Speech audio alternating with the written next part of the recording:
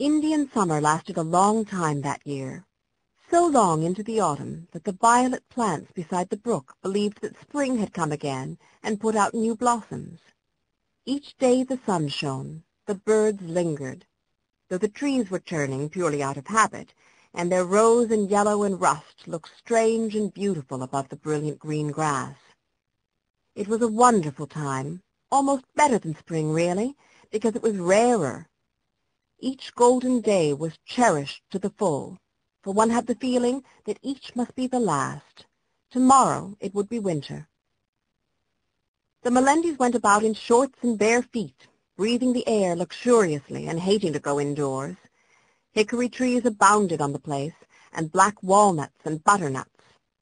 The old orchard had a russet tree whose apples tasted sweeter and sharper and better than any apples the children had ever eaten. When they were at home, they were always biting and nibbling, breaking nuts with big stones, or wandering through the high, dry grass of the orchard looking for windfalls. "I loved the old house," Randy said sadly, "but I'm afraid I'm going to love this one even better." One day Rush came home early from school. The man from Freebush's grocery store brought him home with the delivery. 2 pounds of bacon, a roast beef, a bushel of potatoes, 6 cans of peaches, and Rush arrived together at 11:30 in the morning. "Why, what's the matter?"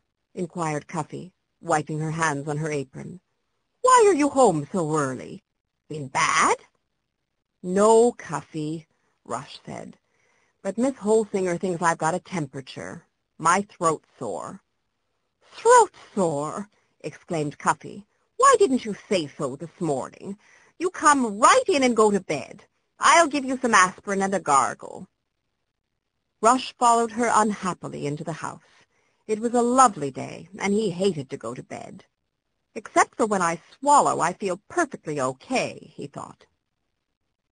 After a delicate invalid lunch, a long nap, and a half-hour's perusal of his algebra book, Rush felt well and in need of entertainment.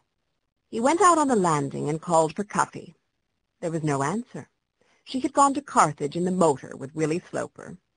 Father was in New York, Rush knew. Everybody else was at school. Even Isaac failed to respond to his whistle. Cuffy must have taken him to Carthage with her. Disconsolately, Rush went back to bed.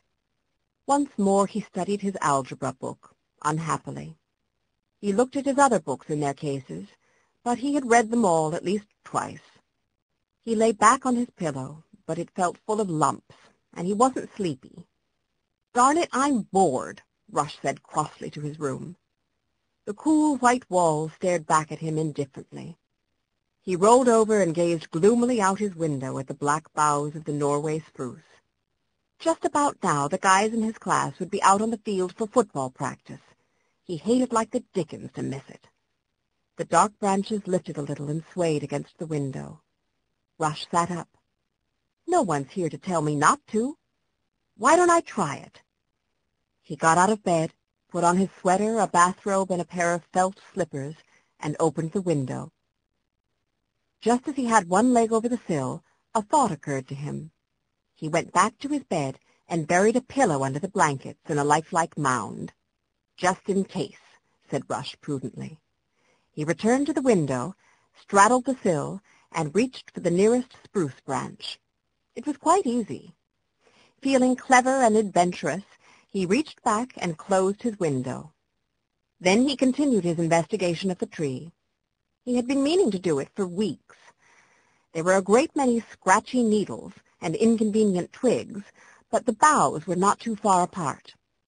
Bleeding slightly from several scratches, with a tear in his bathrobe, and the greater portion of an abandoned bird's nest draped about his head and shoulders, Rush finally reached the bottom.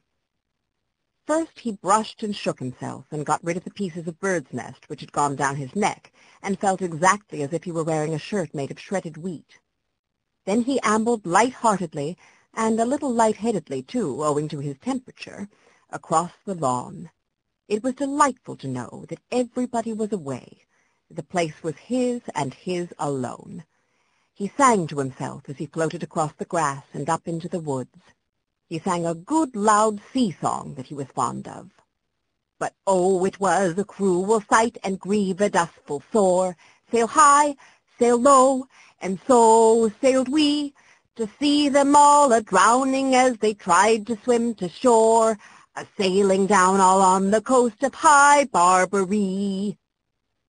He scrambled up Willie Sloper's ladder, hurdled the railing of the tree-house, and sat down on the floor with his back pressed against the rough, substantial trunk of the oak. It was good to rest after his recent exertion. He sat very still, listening to the minute, distant ringing of the fever in his ears. Beyond it, there were other sounds, the sounds of a warm fall day. Leaves dropped with a whisper to the earth, and acorns plopped like heavy drops of rain. A woodpecker rapped at the trunk of the tree above Rush's head. Another pecked near by, and another, and another, and another. The woods were full of a ghostly hollow knocking, as though dozens of brittle knuckles beat upon closed doors. He lay down flat on his back and looked up into the purpling roof of leaves. How high it was, and beyond it how tremendous was the sky. Rush felt as though he were lying on the floor of the ocean, deep, deep down. Fathomless currents stirred the leaves and rocked his cradle. By and by he was asleep.